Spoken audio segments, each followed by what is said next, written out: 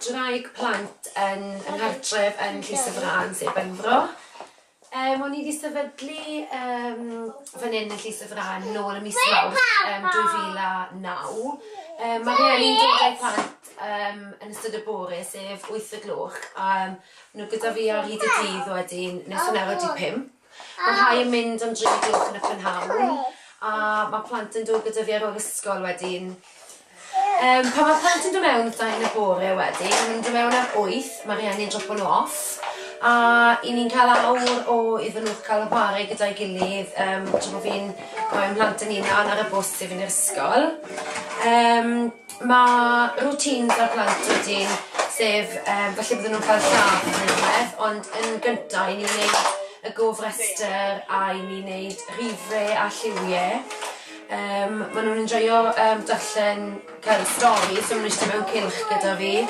Ar ôl iddyn nhw cael y stori wedyn, felly bydd rhai yn angen cysgu yn wedi babis bach, maen nhw'n dod mewn y tai tua 5 i 6 mis oed, so bydd eisiau rhoi nhw lawr am awr felly o gwsg. So maen nhw'n cael eu llath, maen nhw'n gwneud siŵr bod y cewin yn iawn wedi gwneud newid a i ni roi nhw i gysgu. Wedyn, mae'r plant sydd â fi'n hun wedyn, bydden nhw'n cael ffrwyth wedyn a llath gyda fi. So, maen nhw'n dod omni'ch y bwrdd gyda ni a golchi dwylo, wedyn bydden nhw'n cael y ffrwyth. Wedyn, dwi'n enjoyo wneud crefft gyda nhw'n y bore. So, y peth mwyaf pwysig wedyn, bod ni'n wneud crefft sy'n addas i'r plant wedyn. Felly, bydden ni'n wneud, achos bod ni wedi bod trwy'r rhifau lliwiau, i ni'n penodi un rhif felly, yn wedi 2 hanner, mae'n gwrthywio nhw a matra nhw lan wedyn. A mae hwnna'n dysgu nhw wedyn, i fynd i ysgyfeithri nhw wedyn, bod nhw'n adnabod rhai lliwiau a rhai rhifau wedyn yn chefanta.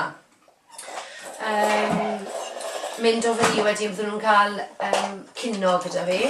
Dwi'n darparu cino i plant dros blwydd oed, a rhai sydd â fi o dan blwydd oed, mae rhieni'n darparu fe hunain.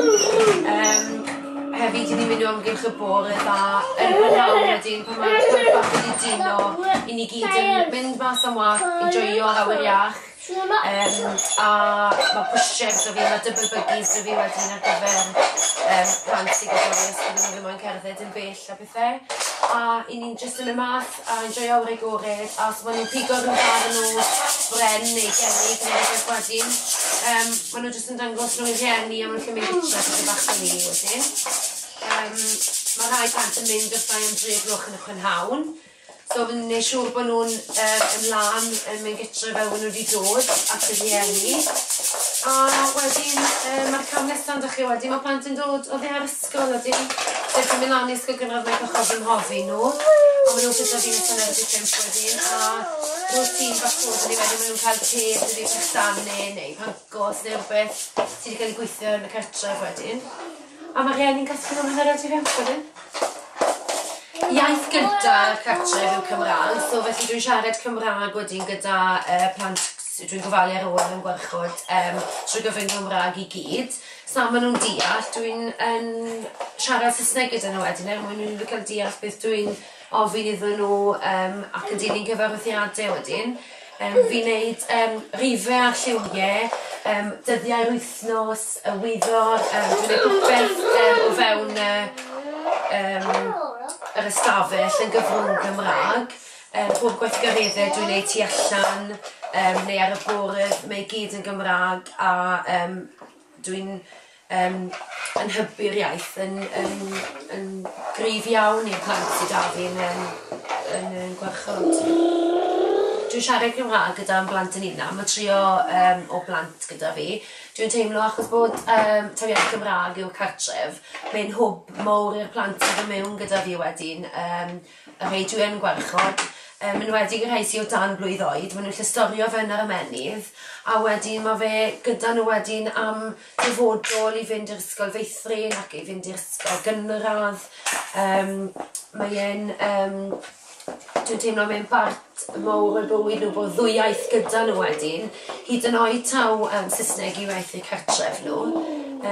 Mae'n sefydlu wedyn gobeithio addysg dda i'r plant wedyn.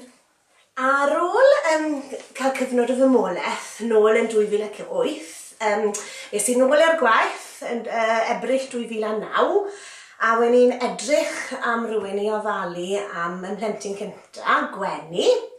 A ar ôl gofyn rownd yn y pentre ac yn y blaen, fe ddath enw Delyth Bryan i'r golwg. A wedyn ni'n nabod Delyth ers yn dyddiau yn ysgol Preseli.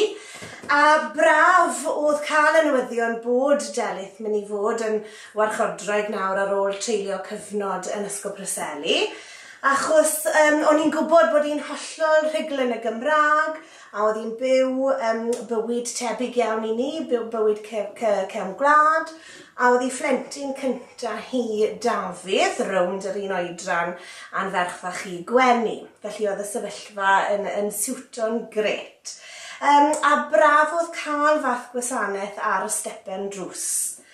Gwenu, dwi'n credu, oedd y plentyn cyntaf yng ngofal Delyth ar y pryd, a wnawn ni'n falch iawn o'r gofal cafodd hi tra bod hi gyda Delyth, neu Del, fel mae'r plant yn ei galw hi.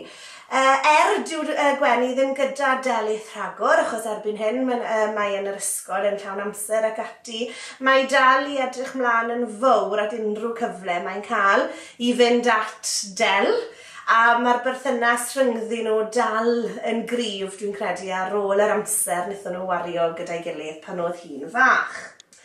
Yn fy marn i, dwi'n credu bod gwasanaeth Cymraeg fel hyn yn holl bwysig ar ddechrau bywyd plentyn bach, achos reit ar y cychwyn cyntaf sydd eisiau nhw i gael unrhyw fath o Gymraeg neu unrhyw fath o ymyrraeth tebyg.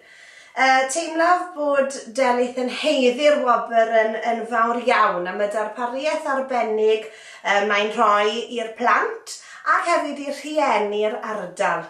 Felly bydden ni'n argymell taw hi sydd yn ei chipio hi i fod yn onest. Boch. Oren. Melyn. Gwyrdd. Glas. Borffor. Piws. Fe? Ers i fi sefydlu yn 2009, dwi'n teimlo bod gofal dwi'n rhoi'r plant yn dda iawn achos rhaid i bod yn dawel o gwbl yn cyfnod. Ar hyn o bryd mae 10 dyfu ar y gofrester. So dwi'n teimlo wedyn ni'n gwneud amrywiaeth o weithgareddau gyda dyn nhw ystod y dydd. A dwi'n teimlo bod iaith Gymraeg wedyn yn bwysig achos dwi'n rhoi'r ddwy iaith iddyn nhw hefyd wedyn.